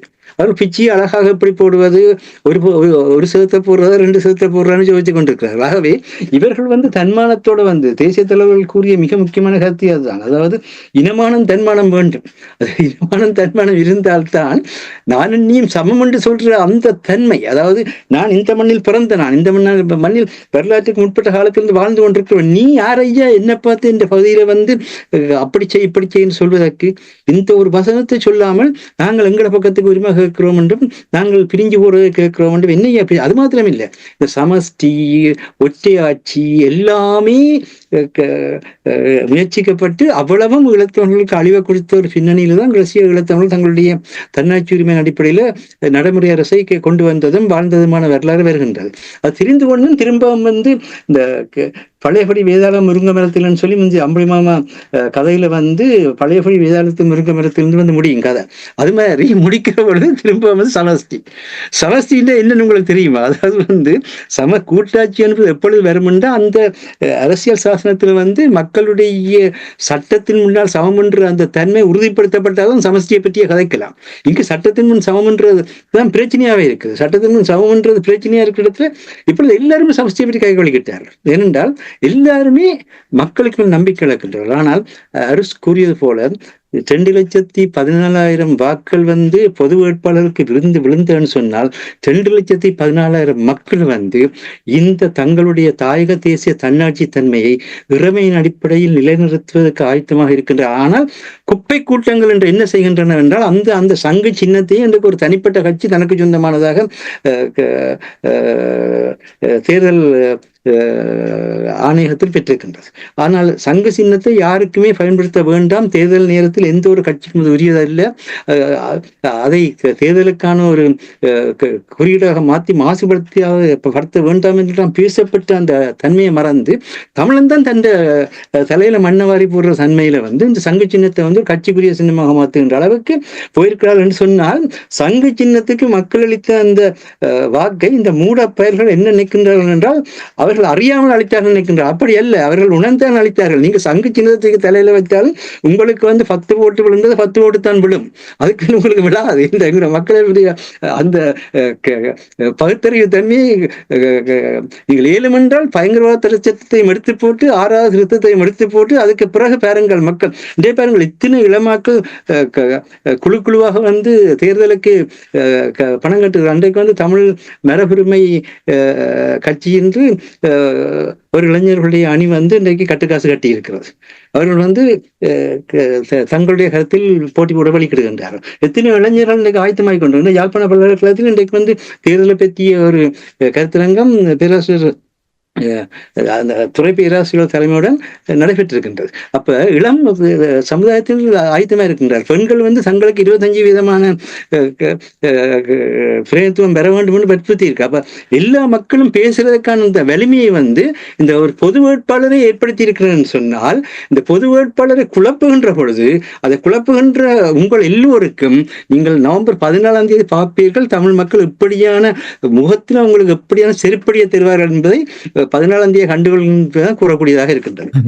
நன்றி மாஸ்டர். பொறுத்திருந்து பார்ப்போம் என்ன விதமான பதிலடி எங்களுடைய மக்கள் கொடுப்பார்கள் என்று அரசவருடைய உங்களிடம் வருகின்றேன். தேர்தல் நிலைமை ஏற்பட்டிருக்கின்ற இந்த நேரத்தில் நீங்கள் பாருங்கள், தமிழர் தாயகத்தில் பெரிய ஒரு சிக்கல் ஒன்று ஏற்பட்டிருக்கின்றது. கடந்த காலத்தை விட இப்பொழுது பலர் வேட்பாளராக நிற்கப் போகிறார்கள். உங்களுக்கு தெரியும், அனுரகுமார திசாநாயக்காவினுடைய அலை தெற்கிலங்கையில் ஒரு பாரிய அலையாக இருக்கின்றது. சஜித்தும் ரணிலும் கூட்டு சேர்ந்து எவ்வளத்தை செய்தாலும் அங்கே ஒரு மாற்றம் பெறப்போன்றதை அந்த அறிகுறியை பார்க்கக்கூடிய இருக்கின்றது. அதனுடைய ஒரு ட்ரிமராக வடக்கு கிழக்கில் சின்னொரு குழுவினர்கள் அனுரகுமார திசாநாயக்காவுக்கு ஆதரவு வழங்குகின்ற ஒரு நிலைப்பாடு இருக்கின்றது. இதே நேரத்தில் நாடாளுமன்ற உறுப்பினர்கள், இதுவரை இருந்த நாடாளுமன்ற உறுப்பினர்கள், அவர்களுக்குள் நிறைய பிளவுகளும் பிரிவுகளும் இருந்து கொண்டிருக்கின்ற நேரத்தில் நிறைய பேர் சுயேட்சையாக அந்த தேர்தலில் களமிறங்க போகின்றார்கள். இது தமிழினத்தை மேலும் பலவீனப்படுத்த போகின்றதா? இது ஒரு அபாய மணி அடிக்கும் ஒரு நிலைமையை பார்க்கிறீர்களா? தமிழர் ஒன்றை யோசிக்க வேண்டும். அனுரகுமார திசாநாயக்கா தனது கட்சியை ஒருங்கிணைத்து இளைஞர்கள் எல்லோரும் ஒரு அரசியல் வேண்டுமென்று வந்தாலும் அந்த இளைஞர்கள் எல்லோரும் அவரை ஆதரிக்கிற அளவு மாதிரித்தான் ஒரு கட்சியாகத்தான் அவர்கள் நிற்கிறார்கள். சிதற பண்ணையில எல்லோரும் தனித்தனியாக, இப்ப கொழும்பு பல்கலைக்கழகத்திலிருந்து 10 பேர், கெலனியிலிருந்து 10 பேர், ஜெயவர்த்தனபுரிலிருந்து 10 பேர், அப்படி எழுந்தமானமா யாரும் கேட்கல. அவர்கள் ஒரு புரட்சியாக அல்லது ஒரு எழுச்சியாக காட்டினாலும் அதுக்குள் ஒரு ஒருங்கிணைவு இருக்கிறது என்பதை நாங்கள் தமிழர்கள் உன்னிப்பாக பார்க்க மறந்துவிட்டோம். நாங்கள் என்ன செய்கிறோம் என்று சொன்னால், அவர் 10 பேர், இவர் 10 பேர், பிரிஞ்சு நிற்கின்றோம். உண்மையில் இதுதான் அந்த மிகப்பெரிய ஒரு பாதகமான சூழ்நிலை, பாதகமான நிலை அவர்களுக்கும் எங்களுக்கும் இடையே. அவர் சிங்களவர்களுக்கான ஒரு ஒருங்கிணைவை கொண்டு வந்திருக்கிறார். நீங்கள் அவரை பார்த்து தமிழர்களுக்கான பிரிவை கொண்டு வந்திருக்கிறீர்கள். அதான் இந்த ரெண்டுக்கும் உள்ள வித்தியாசம். ஒன்று, எல்லாத்தையும் நீங்க தலைகளாகத்தான் இன்டர்பிரட் பண்ணி பார்க்கறது. இப்ப அதே பாணியில் அதை என்று சொன்னால், நீங்கள் உங்களுக்குள் ஒரு ஒருங்கிணைவை கொண்டு வந்து, இப்ப பாத்தீங்கன்னு சொன்னால், பல்கலைக்கழகத்துல இருந்து 5 பேர் இறக்கலாமோ, இப்படித்தான் கதைக்கிறாங்க. பல்கலைக்கழகத்துல 4 லெக்சரர் இறக்கலாமோ, அல்லது அங்க ஒரு 4-5 பிரின்சிபலை கொண்டு போடலாமோ. பிறகு அரசியல் என்றா உனக்கு என்னென்றே தெரியாமத்தான் தெரியுறேன். இப்ப இரண்டால் பல்கலைக்கழகத்துல இருக்கிற லெக்சரர் போடலாமோண்டா, லெக்சரரா இருக்கிறது மட்டும் அரசியலுக்கு தகுதி என்று ஆரம்பிச்சு சொன்னது. இப்ப சரி, இப்ப ஏன் அனுரகுமார திசாநாயக்காவுக்கு கொழும்பு பல்கலைக்கழகமும் அல்லது ஸ்ரீ ஜெயவர்த்தனபுர பல்கலைக்கழகங்களோ, எல்லா பல்கலைக்கழகம், ஸ்டூடெண்ட் யூனியன் ஏன் அனுரகுமார திசாநாயக்காவையும் கட்சியையும் ஆதரிக்கிறது? ஏன் அங்க தங்கட யூனிவர்சிட்டி இருக்கிற ஸ்டூடெண்ட் யூனியன் தலைவர், லெக்சரர் மேல, ப்ரொஃபசர் மேல இறக்கலாம்? அதான் அரசியல் முதிர்ச்சி என்றது. அரசியல்வாதிகளுக்கு நீங்கள் நல்லவர்களை தெரிவு செய்து, மக்களுக்கு தொண்டு செய்பவர்களை தெரிவு செய்து, மக்களுக்குரியவர்களை தெரிவு செய்து, அவருக்கு ஒருங்கிணைந்து உங்கள் வாக்குகளை வழங்குவதும் மக்களை அரசியல் மயப்படுத்துவதும் தான் பல்கலைக்கழகங்களோட வேலையை தவிர, நீங்கள் எல்லோரும் அந்த லெக்சரையும் இந்த லெக்சரையும் தூக்கி வந்து அரசியலுக்கு போட்டு திருப்பி அது உள்ளதையும் கெடுக்கிறது என்று சொன்னால், நீங்கள் இன்னும், அதாவது நாங்கள் உங்களை புத்திஜீவிகளாக என்று பார்க்கிற அதே நேரத்தில் அடிமாட்டு முட்டாள்களாக நீங்கள் மாறக்கூடிய நிலைதான் உருவாகும். உண்மை ஒரு கேள்வி. இப்ப நீங்கள் அனுரகுமார திசாநாயக்காவினுடைய எழுச்சியும் அவர் எவ்வாறு அந்த சிங்கள மக்களை ஒன்றிணைத்தார் என்ற விடயங்களை நீங்கள் கூறுவதை கேட்டுக்கொண்டிருக்க கொஞ்சம் கடினமாக இருக்கின்றது என்று சொன்னால், தமிழினம் மூத்த குடி, போராடிய இனம், படிச்ச இனம், இவர்களுக்கு தெரியும் அவர்களுடைய இறமை ஒரு ஆபத்தான நிலைமையில் இருக்கிறது. அந்த இனத்தினுடைய இருப்பு ஒரு ஆபத்தான நிலை இருக்கின்றது. அனுரகுமார திசாநாயக்காவால் அவ்வாறான ஒரு எழுச்சியை ஏற்படுத்தக்கூடியதாக இருந்தது. அனுரகுமார திசாநாயக்காவால் ஒன்றிணைக்கக்கூடியதாக இருந்தது என்று சொன்னால், அவர்களுக்கு எந்த ஒரு பிரச்சனை, அரசியல் பிரச்சனை இல்லை. தமிழர் தரப்பினால் ஏன் இது செய்ய முடியவில்லை? என்ன காரணம்? ஒன்று, தமிழர்கள் ஏனென்று சொன்னால், நாங்கள் போராடிய ஒரு இனம். எங்கள் மீது எதிரிகளின் அழுத்தங்கள், புலனாய்வுத்துறையின் தாக்குதல்கள் என்று சொல்லி, எங்களை பிரித்தாழ்வது என்று சொல்லி, உள்ளக புலனாய்வுத்துறை, அதாவது ஸ்ரீலங்கா அரசின் புலனாய்வுத்துறை, பிராந்திய நாடுகளின் புலனாய்வு அமைப்புகள், வல்லரசுகளின் புலனாய்வு அமைப்புகள் என்று பல நாடுகளின் தாக்குதல்கள் இருக்கும், பல நாடுகளின் ஊடுருவல்கள் இருக்கும், பல பிளவுகள் இருக்கும், பிரிவுகள் இருக்கும். அது நிச்சயம், அது எதிரி என்பவன் பலமானவன். அவன் கட்டாயம் தங்கள் எதிரி ஒரு நாளும் எங்களுக்கு நல்லது செய்வான் என்று நாங்கள் எதிர்பார்க்க கூடாது. அப்படி எதிர்பார்த்தோம் என்றால் இப்ப எதிரி எங்களுக்கு நல்லது செய்வான் என்றுதான் ஆதரவு கொடுக்க போகிறோம். அதாவது நீங்கள் எதிரியை எதிரியின் இடத்தில் வையுங்கள், நண்பனை நண்பனின் இடத்தில் வையுங்கள். அது ரெண்டையும் கலந்து விட்டால் பிரச்சனையா போகும். உங்களுக்கு பிறகு தெரியாது யார் இப்ப இந்தியா மாதிரி தான் முடியும். ரஷ்யாவும் அமெரிக்காவும் இப்ப இந்தியாவுக்கு தெரியாது, எந்த பக்கம் போறோன்னு தெரியாதான் நிக்குது. இப்ப பிரான்ஸ்ல ஓடி போய் நிக்கிறாங்க, ரஷ்யா மாட்டா இப்ப அமெரிக்கா மாட்டாண்டு பிரான்ஸ்ல போய் நிக்கிறாங்க. இனி அடுத்தது எந்த நாள்ல நிப்பாங்கன்னு அவங்களுக்கே தெரியாது. அப்படியான ஒரு நிலை, அதே ஒரு நிலையை நாங்களும் எடுக்க வேண்டும். யார் எதிரி யார் நண்பன் என்னன்றதை முதல் யோசியுங்கள். சிங்கள இனம் உங்களுக்கு எதிரியா நண்பனா என்றதை, அதாவது சிங்கள அரச இயந்திரம் உங்களுக்கு எதிரியா நண்பனா அல்லது அதாவது நண்பன் என்றா எந்த அளவுக்கு நீங்கள் வைத்திருக்க வேண்டும், ஒன்றாய் வாழலாமா வாழக்கூடாது என்றதை முதல் முடிவெடுத்து போட்டு நீங்கள் அரசியலுக்கு இறங்கும். இப்ப இதுவரை ஒன்றுமே தெரியாத நிலையில் இன்றைக்கு உப்பாறான ஒரு பெரிய பெரிய பெரிய குழப்பங்கள்லாம் இருக்கும். இப்ப நீங்கள் கூறியது போல அவங்களுக்கு ஒரு பொருளாதார பிரச்சனை, அந்த ஒரு பொருளாதார பிரச்சனையே தங்கள் நாட்டை சீரழிக்க போகிறது, மக்களுடைய எதிர்காலம் பாதிக்கப்படுகிறது, தங்களோட குழந்தைகளின் எதிர்காலம் பாதிக்கப்பட போகின்றது, எங்களுக்கு ஒரு நாடு வேணும், எங்களுடைய வரலாறு அழிய போகின்றது, எங்களோட மொழி அழிய போகிறது, எங்களோட கலாச்சாரம் அழிய போகிறது என்பதற்காக அவர்கள் சீர் செய்கிறார்கள். தமிழர்கள் தானே அதிகமாக செய்ய வேண்டும். ஏனென்றால் அவர்கள் தானே அந்த தேசத்தில் இவ்வளவு இழப்புகளை சந்தித்தவர்கள், எவ்வளவு இன அழிப்பு, ஒரு விடயத்திலும் தமிழ் மக்கள் நிமிர முடியாத ஒரு நிலைமையை கொண்டு வந்தார்கள். அப்ப இது தமிழர் தரப்பு செய்ய வேண்டியதை சிங்கள தரப்பு அப்படி செய்வதை எப்படி இவர்கள் பார்த்துக் கொண்டிருக்கிறார்கள்? அதான் நாங்கள்லாம் இதில் தீவிரமாக இயங்க வேண்டியது. நாங்கள் அவ்வளவுக்கு பிளவடைந்து போய் நிற்கிறோம். உண்மையில் இப்ப ரஷ்யா பாருங்கள் என்ன சொல்கிறார், இந்த போரை, உக்ரைன் போரை, எமது பண்பாட்டையும் கலாச்சாரத்தையும் இல்லாது செய்வதற்கு வெஸ்ட் முனைகிறது. அதான் முதலாவது. இப்ப இந்த வாரம் வெளியிட்ட பத்திரிகையில் அவங்க கூறியிருக்கிறார்கள், ரஷ்ய மொழிக்கான நிதிய ஒதுக்கீடு மேலும் அதிகரிக்கப்பட்டிருக்கிறது. அதுதான் நான் சொல்றேன், எங்களோட கலாச்சாரம் இல்லாமல் போடும், எங்களோட வரலாறு அழிஞ்சு போகும் என்றதான் நம்ம அது வரைக்கும் அந்த கலாச்சாரத்தையும் தன் மக்களையும் தன் வரலாற்றையும் பாதுகாக்கத்தான் அணுக்குண்டேன்னு சொல்றேன். அணுக்குண்டு வேற ஒன்றும் இல்லை. இப்ப அணுக்குண்ட நான் வச்சிருக்கிறது அதுக்கு பயன்படாத அணுக்குண்டு எனக்கு என்னத்துக்கு தான் அவன் கேட்கிறான். அதே போலதான் நீங்கள் அத்தனை பேரும் உங்களோட வரலாற்றுக்கும் உங்களோட மக்களோட எதிர்காலத்துக்கும் உங்களோட குழந்தைகள், நீங்கள் செத்து போவீங்க இன்னும் ஒரு 10 20 இப்ப இதுல நிக்கிறவங்க கத்துறவங்கள நீங்க பாத்தீங்கன்னா இன்னும் ஒரு 20 25 வருஷத்துல உங்களை காண கிடையாது. இப்ப அடுத்த சந்ததி பற்றி நீங்கள் சிந்திச்சீங்களா? இப்ப சிங்களவன் ஏன் இப்ப பொருளாதாரத்தை மேம்படுத்தணும், தன் நாட்டை பாதுகாக்கணும் ஏன் ஒடுத்துகிறான்? அவன் தனக்காக இல்லை, அடுத்த சந்ததியை பற்றி அவன் யோசிக்கிறான். நீங்கள் அப்படி யாராவது யோசிச்சீங்களா?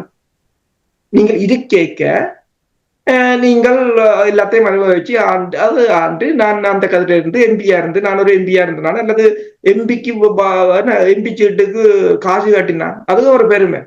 இந்த முன்னாள் நாடாளுமன்றத்துல போட்டியிட்ட 2 இப்ப அரசு தலைவருக்கு 35 பேர் வாக்கு கட்டினா என்னண்டா ஒரு பெருமை. அரசு தலைவர் தேர்தலில் இவர் போட்டியிட்டவர், பிரசிடென்ஷியல் கேண்டிடேட்டாக இருந்தார், அது பெரிய மகுடம் தானே.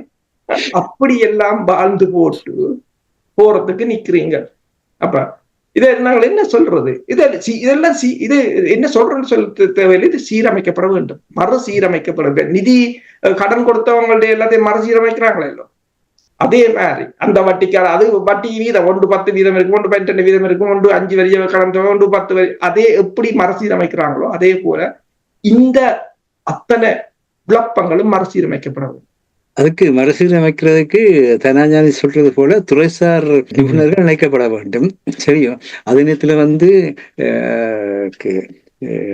சமூக மூலதனம் இணைக்கப்பட வேண்டும். ரெண்டும் இணைக்கப்பட்டால் அந்த மறுசீரமைப்பை செய்யலாம். அதை சிங்கள தலைமைகள் செய்கின்றன. எங்களை பொறுத்த மட்டும் என்ன சிக்கல்னு சொன்னால், வெளிநாடுகளிலும் இன்றைக்கு ஆஸ்திரேலியால கூட ஃபார் ரைட்ஸ் இனி இல்லைன்னு வெற்றி பெற்று கொண்டு வராங்க. அப்போ பார்க்கல வெளிநாடு புகழ்ந்த நாடுகளிலும் வாழ்ந்து கொண்டிருக்கிறது ரொம்ப கஷ்டமா வரப்போகுது. அதோட பொருளாதாரமும் படு வீழ்ச்சிகளை போய் கொண்டிருக்குது. உலகம் 3வது மகா யுத்தத்துக்கு சிக்கப்பட்டு கொண்டிருக்குன்னு சொல்லி எல்லாரும் சொல்றாங்க. அப்படியான ஒரு நிலையில அவனுக்கு தன் தாய்நாட்டை தேடி ஒரு நிலை வரப்போகுது. அப்படி தாய்நாட்டை தேடி ஒரு நிலையில நாங்கள் எங்களுக்கு என்ன அங்க என்ன நடந்தாலும் இருக்கிறதோ அல்லது நாங்கள் நீங்க சொன்னீங்க, அதாவது மறுசீரமைக்கிறா யார் மறுசீரமைக்க வேணும்? எல்லாரும் ஒன்று சேர வேணும். எல்லாரும் ஒன்று சேர்ந்து ஒரு இடத்துல இருந்து கூடியிருந்து கதைக்க வேணும். நான் கதைக்கிறதான் நீ கதைக்க வேணும், நீ கதைக்கிறதுக்கு நான் எதிரென்று சொல்ல கதைக்க வழிகிற ஒன்றுமே செய்ய முடியாது. எல்லா இடத்துலேருந்து கூறி கதைச்சால்தான் அந்த இடத்துல தான் வந்து கருத்தியல் வளர்ச்சி வரும். அது செய்ய வேண்டிய ஒரு மிகப்பெரிய ஒரு செய்தியா கிழக்கு தமிழர் ஒன்றியம் என்ற ஒரு அமைப்பு வெளியிட்டிருக்கேன்னு சொன்னால், அம்பாறை, திருவண்ணாமலை போன்ற தொகுதிகளில் நாங்கள் வந்து இப்படி பல சிறு சிறு குழுக்களாக பிரிஞ்சு தேர்தலில் ஈடுபட்டோம்னு சொன்னால், கடைசியாக அந்த பகுதியில வந்து தங்களுக்கு வந்து என்ன தேசிய பட்டியல் மூலம்தான் பிரதிநிதித்துவம் கிடைச்சு கொண்டு வந்தது. அதுக்கும் கூட இல்லாம போகுது, பெரிய அபாயம் பெறப்போகுது. தேசிய பட்டியல் மூலம்தான் அம்பாறைக்கு வந்து பிரதிநிதித்துவம் கிடைச்சதான். இப்ப இந்த மாதிரியாக இல்லாம வந்து 100ஆக பிரிஞ்சு நின்று கேட்டதோ அவ்வளவுதான். தேசிய பட்டியலும் கூட சிங்கள அல்லது தமிழர் இல்லாத ஒருவர் வந்து பார்லிமெண்ட்டுக்கு போற நிலை வேற. அந்த மோசமாக வந்து இந்த ஒரு கதிரை அதுவும் வந்து நீங்க பார்லிமெண்ட்ல போய் சொல்லி இவ்வளவு காலத்துக்கு ஏதாவது செய்திருக்கிறீங்களா? இந்த கதிரையை செய்து சொல்லி ஒருவரும் இதுவரை இந்த கதிரையை பயன்படுத்தி ஒண்ணுமே செய்ததில்லை. கடைசியாவது நீங்க பார் பெர்மிட் பண்ணீங்கன்ற அவமானத்துக்கெல்லாம் இப்ப வந்து முடிச்சிருக்கிறீங்க. அந்த நிலையில இதுதான் என்னுடைய ஆதங்கம். இதுதான் நீங்க கூறிய விடயம் தான். அதாவது நிலை என்ன என்று தெரியும். இப்ப நீங்கள் கூறுறீர்கள் நாங்கள் ஒரு சரியான பாதையில் செல்வதாக இருந்தால் ஒன்று சேர வேண்டும் கூறுகிறீர்கள். இந்த நாடாளுமன்ற தேர்தலுக்கு 35 பேர் ஒரு தொகுதியில் நிற்க போகிறார்கள் என்றால் இது என்ன செய்தியை கூறுகிறது? எனக்கு புரியவில்லை. என்னை பொறுத்த மட்டில் இந்த நிலை, நீங்கள் என்னோட ஒத்துப்போகிறீர்களோ அரசவர்கள் ஒத்துப்போகிறீர்களோ எனக்கு தெரியவில்லை. தமிழ் மக்களுடைய இந்த சிதைந்த இவ்வாறான ஒரு நிலைக்கு முழு காரணமும் முழு பொறுப்பையும் ஏற்க வேண்டியது நாடாளுமன்ற உறுப்பினர்களும் வெளிநாடுகள் இருக்கின்ற அமைப்புகளும். காரணம் என்னவென்று சொன்னால், இப்ப நீங்கள் கூறிய விடயம்தான். அதாவது ஒன்று சேர்ந்து எத்தனையோ ஆண்டுகளுக்கு முன்னதாக ஒரு சரியான திட்டத்தின் ஊடாக மக்களை நெறிப்படுத்தி வழிப்படுத்தி அதற்கான ஒரு பயணத்தை ஆரம்பித்திருக்க வேண்டும். ஆனால் இப்பொழுது ஆரம்பிக்க முடியாமலே அது அடியோடு தரமட்டமாக்கப்பட போகின்ற ஒரு நிலைமையைத்தான் நான் என்னுடைய பார்வையிலிருந்து நான் கூறுகிறேன். தவறாக கூறினால் மன்னித்துக் கொள்ளுங்கள். ஆனால் இதைத்தான் நான் பார்க்கின்றேன். முழு காரணமும் இவர்கள். இந்த நிலை மாற்றத்தை எவ்வாறு ஏற்படுத்தலாம் என்று நீங்கள் கருதுகிறீர்கள் மாஸ்டர்? அதாவது வந்து நீங்களும் வந்து அதாவது எங்கள் நாடு எங்கள் மக்கள் என்ற அந்த ஆதங்கத்தில் பேசுகின்றீர்கள்.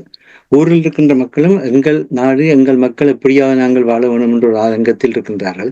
அது எல்லா ஈழத்தமிழ் இருக்கின்ற இயற்கையான மண்ணின் மேலும் மக்களின் மேலும் இருக்கின்ற பற்று. இதை சரியாக புரிந்து கொள்ள வேண்டும். அதாவது விமர்சனங்கள் வந்து ஒரு பொழுதும் வந்து இன்னொருவரை குறைப்பதற்காக கூறப்படுவதில்லை. இன்னொருவரில் இருக்கிற பலவீனத்தை சுட்டிக்காட்டி பலப்படுத்துறதுக்கு அல்லது இன்னொரு இருக்கின்ற குறையை சுட்டிக்காட்டி நிறைவு செய்வதற்கு தான் விமர்சனங்கள் வருகின்றன. அவை எவ்வாறு விமர்சனங்களை முன்வைத்தாலும் அதில் எந்த அளவு தூரத்துக்கு எங்களுக்கு தேவை இருக்கின்றது என்பதை ஒவ்வொருவரும் கருத்தில் எடுத்து வாழ வேண்டிய ஒரு கட்டமாக இருக்கின்றது. அது அந்த வகையில வந்து ஒன்று தான் செய்யலாம். தயவு செய்து முந்தி வந்து மாசத்துக்கு ஒரு நாள் இந்த பிரித்தானியாவில் வந்து பிரித்தானியால இருக்கின்ற துறைசார் அறிஞர்களும் சரி, இங்க இருக்கின்ற மாணவர்களும் சரி, இங்க இருக்கின்ற தொழிலாளர்களும் மற்றைய நடுத்தர வர்க்கத்து வாழ்றவர்களும் சரி, எல்லாரும் மாசத்துல ஒரு நாள் கூடி அந்த இடத்துல இருந்து சத்யேந்திர மதிப்புக்குரிய பேரறிஞர் சத்யேந்திர நடேசன் சத்யேந்திர தலைமையில் வந்து உரையாடுவோம். உரையாடுகின்ற போது பலரும் பேசுவார்கள். அந்த மாதிரி திரும்ப மக்களுடைய அந்த அமைப்புகளை உருவாக்குங்கள், உருவாக்கி பேசுங்கள். யாருக்கும் யாரும் எதிரியா நிற்க முடியாது. இந்த ஒரு தமிழருக்கு இன்னொரு தமிழர் எதிரியான் என்றால் எல்லா தமிழரும் அழிவோம். இதுதான் உண்மை. ஆகவே நாங்கள் ஒருத்தருக்கு ஒரு எதிரியா வரவில்லை. எல்லாரும் பல பல ஆற்றுள்ளவர்களா இருக்கின்றீர்கள், பல பல நெஞ்சுரம் உள்ளவர்களா இருக்கின்ற அதுக்கெல்லாம் ஒன்று திரட்டுவதற்கு ஒரு இடத்துல உட்கார்ந்திருந்து எல்லாரும் பேச வேண்டும். அந்த பேசுறதுக்குரிய தன்மையை வந்து நாள் கடத்தி கொண்டு வந்து பிரயோசனம் இல்லை. எவ்வளவு விரைவாக இப்ப இந்த இன்றையில இருந்து இன்றைக்கு வந்து 5ஆம் தேதியாக இருக்கிறது. இன்னும் ஒரு 5 நாளைக்குள் பாராளுமன்ற வேட்பாளர்கள் ஒழுங்கான முறையில் கட்டமைக்கப்பட வேண்டும். இல்லை என்றால் பாராளுமன்ற தேர்தல் வந்து ஈழத்தமிழர்களுக்கு பல பாதகமான விளைவுகளை ஏற்படுத்தும். ஆகவே இது இவ்வளவு குறுகிய காலத்தில் செயல்பட முடியாமல் இருக்க காரணம் என்ன? எல்லாரும் வந்து அங்கேயும் இங்கேயும் என்று ஒரு திசைகளில் திரிஞ்சு போட்டு எப்படி தேசத்தை கட்டி எழுப்புறது? ஒரு தேசிய தலைவன் நாளும் பொழுதும் காலையிலிருந்து மாலை மட்டும் அவன் உயிருள்ளவரை வந்து வாழ்ந்தானே, அந்த முன்மாதிரி என்றால் உங்களுக்கு தெரிய இல்லையா? அந்த மாதிரியான ஒரு முன்மாதிரியா உள்ள ஒரு தலைவனுக்குள்ள இருந்தும் கூட உங்களுக்கு தெரிய இல்லையா? எல்லாருக்கும் அதான் கேள்வி. என்னன்னு சொன்னா எல்லாரிலும் பலவீனம் இருக்கிறது, எங்களிலும் பலவீனம் இருக்கிறது. நாங்கள் ஒவ்வொருவரும் ஒவ்வொரு எல்லைக்குள் தான் சிந்திப்போம். ஆனா எல்லாரும் ஒரு இடத்துல இருந்து கூடியிருந்து பேசிக்கலாம், அந்த எல்லைகள் உடைந்து அது வரும். இப்ப அரசு ஒரு ரசாயன பேராசிரியராக இருந்தவர் என்ற முறையில அவருக்கு தெரியும் மொழிக்குள் எப்பயுமே ரசாயன தாக்கத்துக்கு உள்ளாகின்ற பொழுது அவைகள் உள்ளுக்குள் மோதி மோதி மோதித்தான் கடைசியாக அடுத்த கட்டத்துக்கு போகும் இல்லையா? அரசு போதாமல் எந்த ஒரு ரசாயன மாற்றமாவது நடக்க முடியுமா? இன்னொரு ரசாயன மாற்றம் எப்பயாவது ரசாயனத்தில் ஏற்பட்டிருக்கிறதா? அவை நாங்கள் மோதத்தான் வேணும். அந்த மோதல் அன்பு மோதலாக, சகோதரத்துவ மோதலாக அமைந்து நாட்டையும் தேசத்தையும் முன்னுக்கெடுக்க வேண்டும் என்பதுதான் எங்களுடைய கருத்தாக இருக்கின்றது. நன்றி மாஸ்டர். இதைத்தான் நான் எவ்வளவு ஆண்டுகளாக கூறிக்கொண்டு வருகின்றேன். நாங்கள் அரசியலில் முதிர்ச்சி உள்ளவர்களாக, உங்களோட கருத்துக்கு நான் ஒத்துப்போகவில்லை என்றால் ஆங்கிலத்தில் சொல்லிவிட்டு போவார்கள், லெட்ஸ் அக்ரி டு டிஸ்அக்ரி என்று போயிடுவார்கள். அதற்காக உங்கள் மீது நான் காழ்ப்புணர்வு வைக்க வேண்டும் என்றில்லை. இதுதான் தமிழரிடம் இருக்கின்ற ஒரு குறைபாடாக நான் நிறைய இடத்தில் பார்த்திருக்கிறேன். உங்களுக்கும் எனக்கும் இடையில் ஒரு கருத்து வேறுபாடு இருந்தால் உடனடியாக ஒரு பேரை சூட்டி விடுவார்கள், அவருடைய முகவர், இவருடைய ஆட்கள், இப்படி எல்லாம் கூறுவது எந்த விதத்திலும் ஆரோக்கியமான ஒரு விடயத்தை நாங்கள் பார்க்க முடியாது. இது தமிழ் இனத்தில் பரவலாக நாங்கள் பார்க்கின்ற ஒரு விடயம், நாளாந்தம் பார்க்கின்ற விடயம். நீங்கள் செய்தித்தாள்களை எடுத்து பாருங்கள், இணையதளங்களை எடுத்து பாருங்கள், வருகின்ற தலைப்புச் செய்திகளை பார்த்தீர்கள் என்றால் உசுப்பலேத்தும் அரசியல், பதிலடி கொடுத்தார், இதுதான் வருகின்ற. இது சுகமாக இருக்கும், அந்த விரும்புபவர்களுக்கு அது சுகமாக இருக்கும். ஆனால் இது தமிழ் மக்களுடைய இறமையை பாதுகாப்பதற்கு, அவருடைய இருப்பை பாதுகாப்பதற்கு, மொழியை பாதுகாப்பதற்கு எந்த விதத்திலும் வழி வகுக்க போவதில்லை. இதுதான் என்னிடம் இருக்கின்ற வேதனை. நான் இது எவ்வளவு காலமாக கூறிக்கொண்டு வருகின்றேன். வானொலியில் கூறும் பொழுது கூறினார்கள், நீங்கள் என்னென்று கேட்க முடியும், எல்லாரையும் ஒன்று சேருங்கள் என்று. ஒரு காலமும் எல்லோரும் ஒன்று சேருங்கள் என்று யாருமே கூறுவதில்லை. கட்சிகள் நீங்கள் தனித்தனியாக இருக்கணும், சுயாதீனமாக செயல்பட வேண்டும். ஆனால் ஒருவரில் இருக்கின்ற அந்த விழுமியங்களை மதியுங்கள், அது மாறுபடுத்தான் இருக்கும். ஒவ்வொருவரும், அதாவது நீங்கள் இப்ப கூறியதுதான் சரி, பலர் இருந்து உரையாடும் பொழுது, பல கருத்துக்கள் வரும் பொழுது அதிலிருந்து ஒரு தெளிவு பிறக்கும், சிந்திக்கக்கூடிய ஒரு நிலைமை ஏற்படும். இதைத்தான் புரோக்கன் ரெக்கார்ட் மாதிரி இப்ப 3-4 வருஷமாக நாங்கள் எல்லோருமே கூறிக்கொண்டு வருகின்றோம். ஆனால் அந்த நிலை மாறுவதாக என்னால் அவதானிக்க முடியவில்லை. இப்பொழுது அங்கு மண்ணில அந்த நிலை மிகப்பெரிய சிக்கல்கள் கொண்டு விட்டிருக்கிறது. இப்பொழுது எங்களுடைய மண் அரசியல் மொழியில கூறுவதாக இருந்தால் மிக அவசர கால நிலையில் இருக்கிறது. இதை புரிந்து கொண்டோம் என்றால் நாளைய எதிர்காலத்தை சரியாக சிந்திக்கலாம். மிகவும் சுருக்கமாக அரசு அவர்கள், நீங்கள் இந்த நிலை மாற்றத்தை எவ்வாறு கையாளலாம் என்று நீங்கள் சுருக்கமாக கூறுங்கள். நிலை மாற்றத்தை என்று சொன்னால் அதை சுருக்கமாக கையாள்வதற்கு ஒரு வழிமுறையை பொது வேட்பாளர் என்ற இதில் முறையில் கொண்டு வந்தாச்சு. அது டெஸ்டிங் கிரவுண்ட் என்று சொல்லலாம். இப்ப உதாரணமா பாத்தீங்கன்னா சொன்னால் லெபனான் மீது இஸ்ரேல் பட நடவடிக்கை ஆரம்பிச்சிருக்கிறது. ஆனால் ஆரம்பிக்கும் போது இஸ்ரேலோட சொல்லி மட்டுப்படுத்தப்பட்டது சொன்னால் அதை என்னென்று பாக்குறாங்கன்னா அதை டெஸ்ட் பண்ற அந்த கள நிலைமை. நாங்கள் இவ்வளவு ஒரு பிரச்சனையாக இருக்கும் போதும் எங்களோட மக்களோட மன வலிமையை, அதாவது தமிழ் கட்சிகள் எதிர்த்து நின்றன, தமிழர்கள் தான், சிங்களவர்கள் எதிர்க்கவில்லை பொது வேட்பாளர். அப்படி இருந்தும் அந்த மக்களோட உறுதி.